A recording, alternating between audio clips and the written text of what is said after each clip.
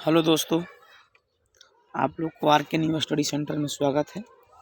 आज हम लोग ज्योग्राफी का फर्स्ट चैप्टर भारत संसाधन एवं उपयोग का ऑब्जेक्टिव को देखते हैं। 2023 में इससे 1 नंबर का ऑब्जेक्टिव 100% मिलने वाली है। पहला क्वेश्चन है कि सोपानी कृषि किस राज्य में प्रचलित है। सोपानी कृषि किस राज्य में प्रचलित है, तो इसका राइट आंसर हो जाएगा दोस्तों उत्तराखंड। इसका राइट आंसर हो जाएगा दोस्तों उत्तराखंड हो जाएगा। इसका राइट आंसर हो जाएगा उत्तराखंड। तो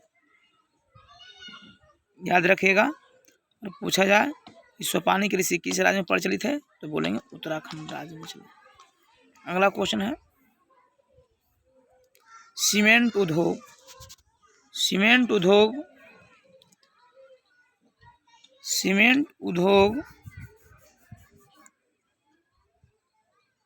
का सबसे प्रमुख कच्चा माल क्या है।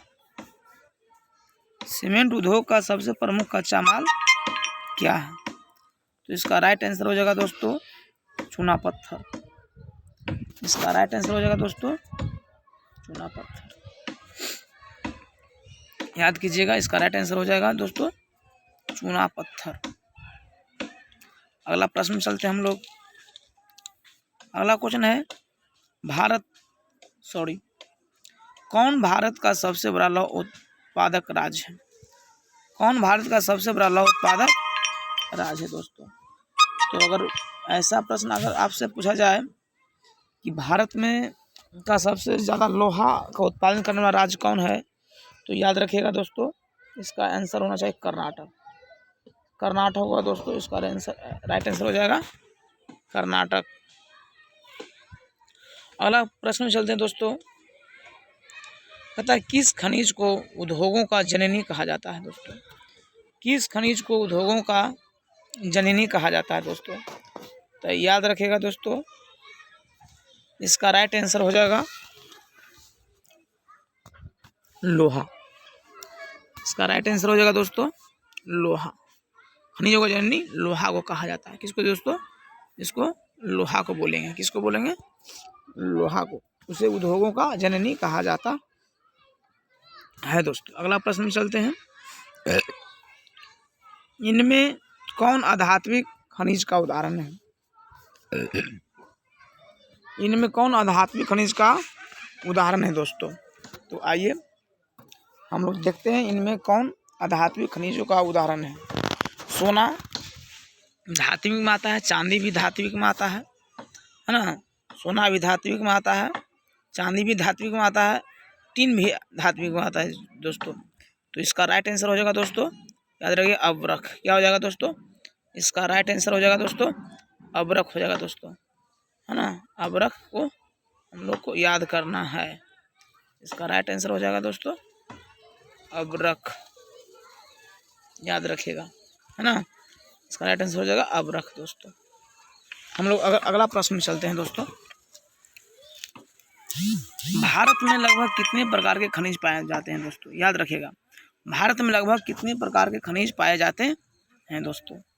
तो याद रखिएगा, चला इसको में भारत में अगर पूछा जाए तो भारत में लगभग 100 प्रकार के खनिज पाए जाते हैं दोस्तों। क्या प्रकार के, 100 प्रकार का खनिज पाया जाता है दोस्तों।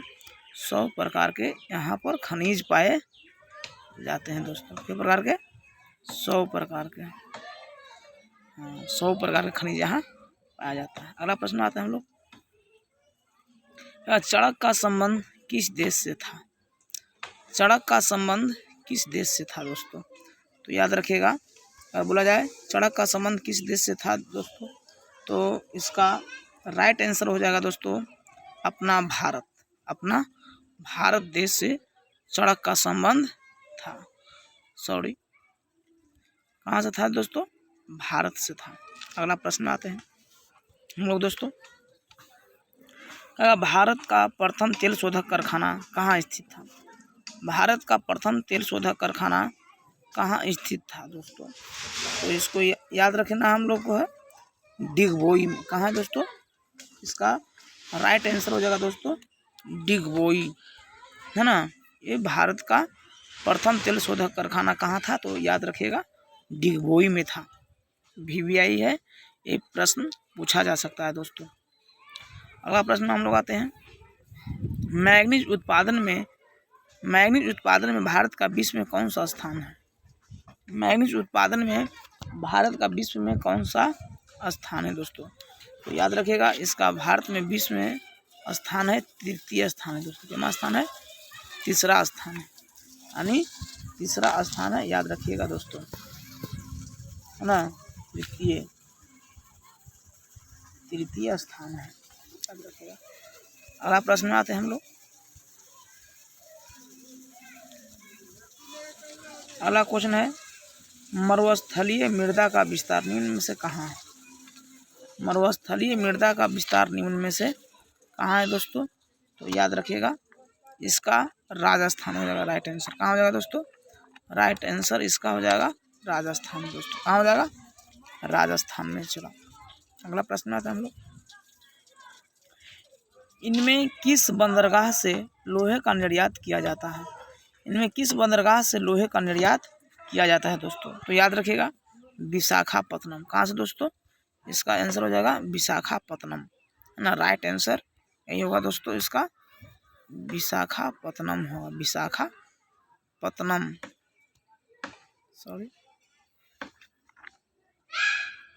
विशाखापत्तनम इसका राइट आंसर हो जाएगा दोस्तों।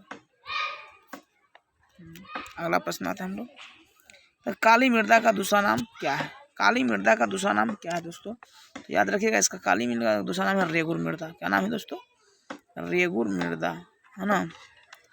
रेगुर मृदा नाम है। क्या नाम है? रेगुर मृदा। अगला प्रश्न आता है हम लोग, प्राकृतिक संसाधन के संरक्षण हेतु 1968 में ईस्वी में कौन सा कन्वेंशन शुरू हुआ था दोस्तों? कौन सा कन्वेंशन शुरू हुआ था दोस्तों? तो इसका राइट आंसर हो जाएगा दोस्तों, है ना, अफ्रीकी कन्वेंशन। कौन हुआ था? अफ्रीकी कन्वेंशन दोस्तों, याद रखिएगा इसका राइट आंसर हो जाएगा अफ्रीकी कन्वेंशन, सॉरी, अफ्रीकी कन्वेंशन हो जाएगा दोस्तों। अगला प्रश्न आता है हम लोग, प्लास्टर ऑफ पेरिस किससे बनाया जाता है? प्लास्टर ऑफ पेरिस किससे बनाया जाता है दोस्तों? VVI प्रश्न है एग्जाम की दृष्टि से। इसका राइट आंसर हो जाएगा दोस्तों जिप्सम। क्या हो जाएगा? जिप्सम हो जाएगा दोस्तों, याद रखिएगा इसका राइट आंसर हो जाएगा जिप्सम। ये प्लास्टर ऑफ पेरिस इससे बनाया जाता है, जिप्सम से दोस्तों। अगला प्रश्न आता है हम लोग, निम्नलिखित में किस खनिज का सबसे बड़ा उत्पादक राज्य है? निम्नलिखित में किस खनिज का सबसे बड़ा उत्पादक राज्य है दोस्तों? तो खनिज का सबसे बड़ा उत्पादक, है ना, मैग्नीज होता है दोस्तों। निम्नलिखित में किस खनिज का सबसे बड़ा उत्पादक राज्य उड़ीसा है? उड़ीसा में सबसे ज़्यादा मैग्नीज होता है दोस्तों। क्या होता है दोस्तों? मैग्नीज होता है सबसे ज़्यादा। क्या होता है? मैग्नीज, याद रखिएगा दोस्तों, उड़ीसा में सबसे अधिक होता है मैग्नीज। बहुत अच्छे प्रश्न है। निम्नलिखित में से किस खनिज का सबसे बड़ा उत्पादक राज्य उड़ीसा है? तो मैग्नीज का दोस्तों।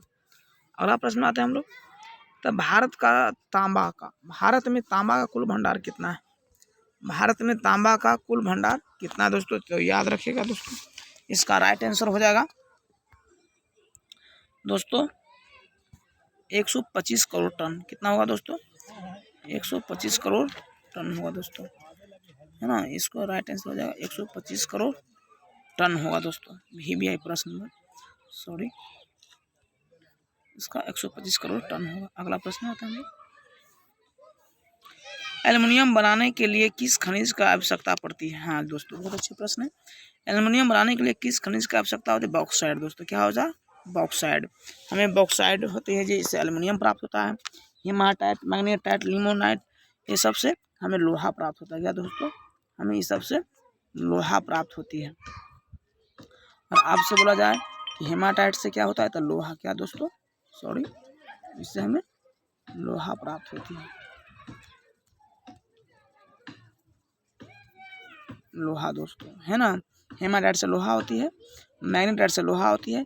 लेकिन अगर पूछा जाए एल्युमिनियम के बारे में तो मात्र एक ही एस्क होता है दोस्तों, ओनली फॉर बॉक्साइट। क्या होता है? बॉक्साइट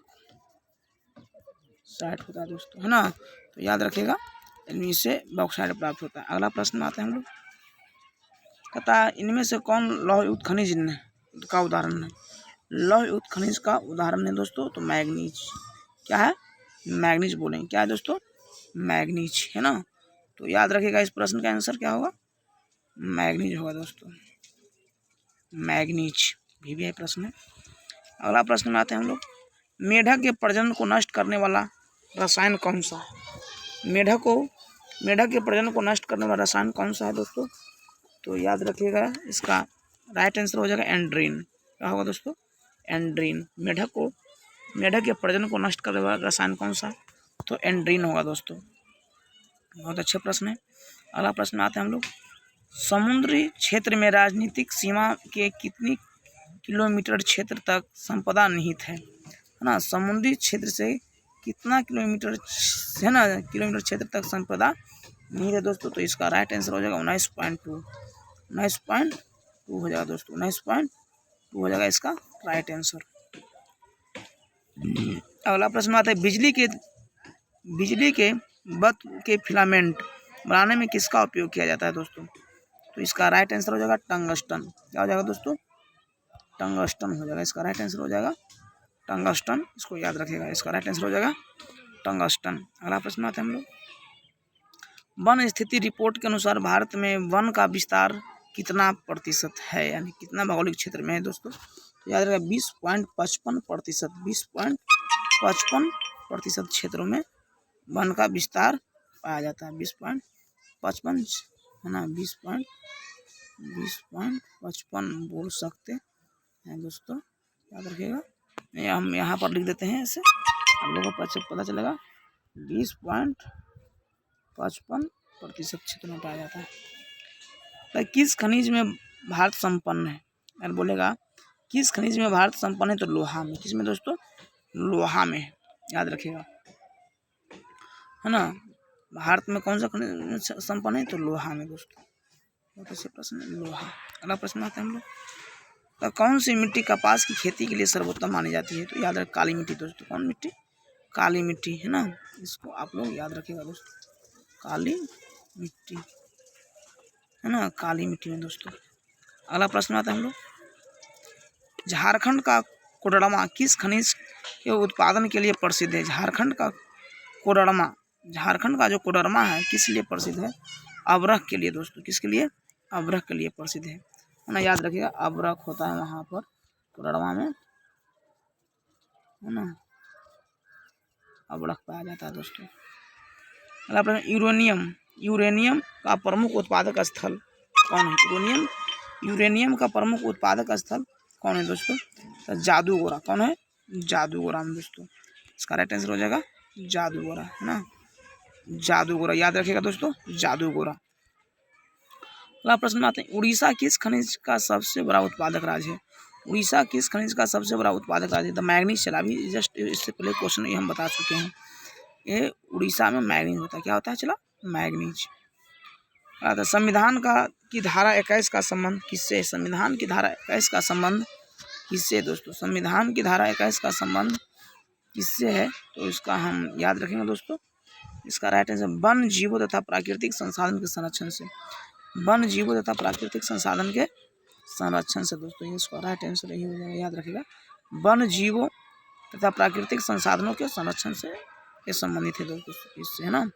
वापस में आता है, बिहार झारखंड में देश का कितना प्रतिशत अब्रक का उत्पादन होता है?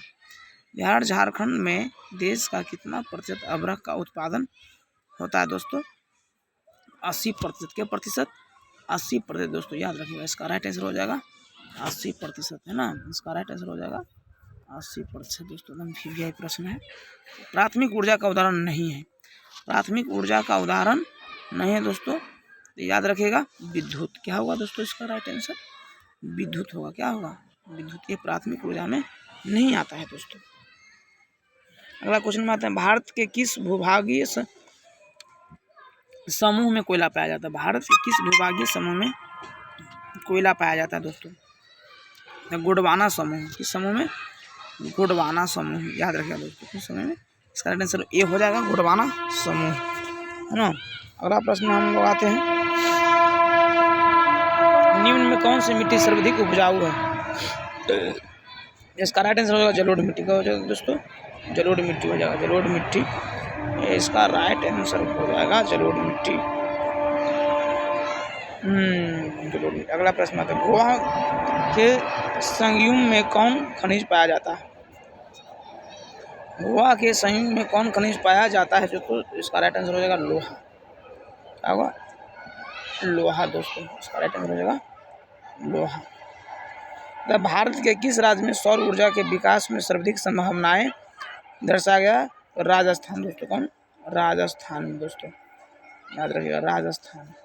बहुत अच्छे प्रश्न है। बादाम पहाड़ किस खनिज के उत्पादन के लिए प्रसिद्ध है? बादाम पहाड़ किस खनिज के उत्पादन के लिए प्रसिद्ध है? याद रखिएगा दोस्तों, बादाम खनिज किस उत्पादन के लिए? लौह अयस्क। क्या होगा इसका आंसर? लौह अयस्क होगा दोस्तों। क्या हो जाएगा? लौह अयस्क। अगला प्रश्न आता है, किस खनिज भारत के किस राज्य में वन का सबसे अधिक विस्तार पाया जाता है? सबसे अधिक विस्तार पाया जाता है दोस्तों, इसका होगा मध्य प्रदेश। क्या होगा आंसर? मध्य प्रदेश दोस्तों, इसका राइट आंसर हो जाएगा मध्य प्रदेश। अगला प्रश्न आता है, ऊर्जा का गैर पारंपरिक स्रोत क्या है? ऊर्जा का गैर पारंपरिक स्रोत क्या है दोस्तों? इसका राइट आंसर होगा विद्युत। क्या हो जाएगा? विद्युत। इसका राइट आंसर हो जाएगा विद्युत। अगला प्रश्न आता है हम लोग, इनमें कौन खनिज का महत्वपूर्ण उत्पादक नहीं है? इनमें कौन खनिज का महत्वपूर्ण उत्पादक नहीं है दोस्तों? तो इसको कौन? तमिलनाडु में खनिज का है ना, यहाँ पर खनिज का था। इनमें से कौन खनिज का महत्वपूर्ण उत्पादक नहीं है ना, उत्पादक नहीं है? तो दोस्तों इसका राइट आंसर हो जाएगा, याद रखिएगा तमिलनाडु। कहाँ होता है दोस्तों? तमिलनाडु में। बृहद क्षेत्र में जल की उपस्थिति के कारण ही पृथ्वी को क्या कहते हैं? नीला ग्रह दोस्तों। क्या कहता है? नीला ग्रह, सॉरी नीला ग्रह बता दोस्तों। अगला प्रश्न आता है हम लोग, ज्वारीय एवं तरंग ऊर्जा उत्पादन हेतु है ना मात्रा में अधिक मतलब अनुकूल परिस्थिति कहाँ पाई जाती है? तो इसका राइट आंसर हो जाएगा दोस्तों, याद रखिएगा खंभत की खाड़ी में। कहाँ दोस्तों? खंभत की खाड़ी में, खंभत की खाड़ी में दोस्तों। अगला प्रश्न आते हैं हम लोग,